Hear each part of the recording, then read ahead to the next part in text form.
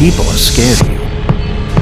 I mean, look at your face. Who'd you get in a fight with?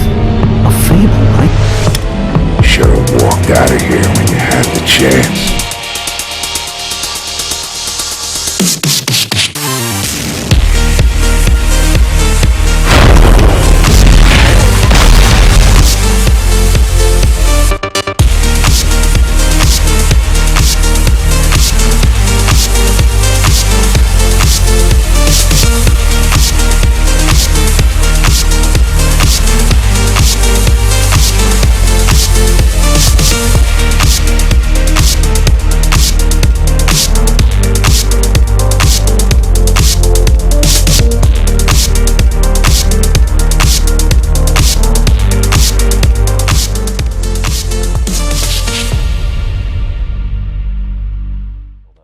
And those are the nominees for Best Mobile Game on GameSpot's Game of the Year 2014.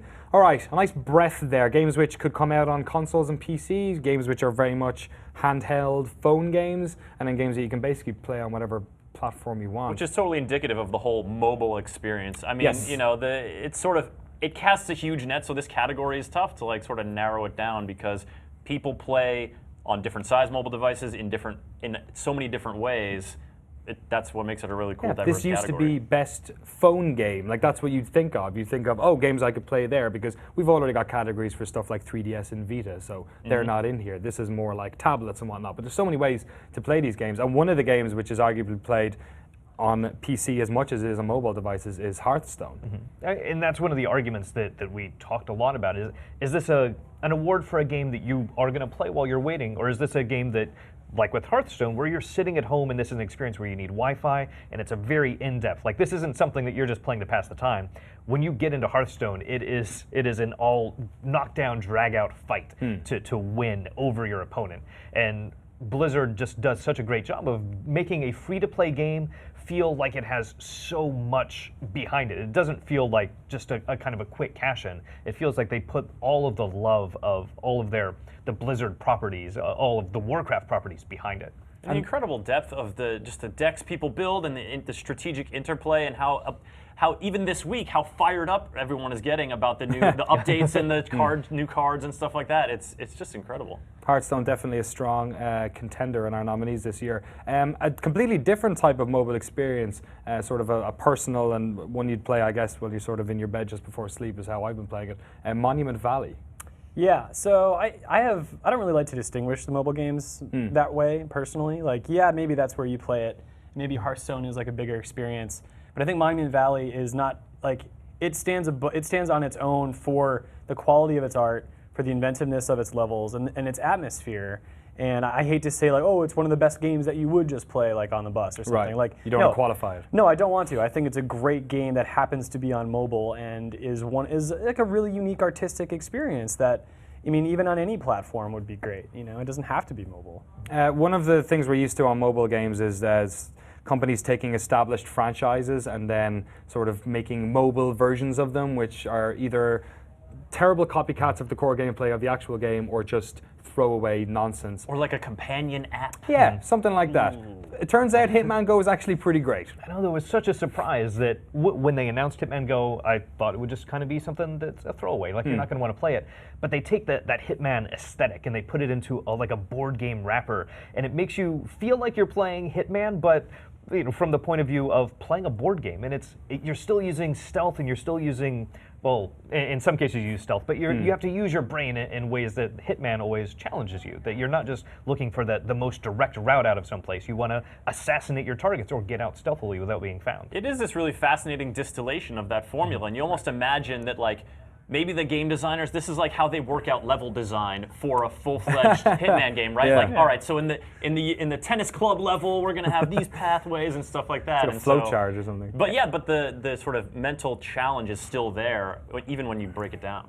And the making it into a board game also makes it look really good. Like, if you tried to make a full Hitman game on tablet, it probably wouldn't come across as well as getting to make these little like handcrafted characters that you're moving around on a really cool looking game board. And this is the guy who has like tons of amiibos on his desk.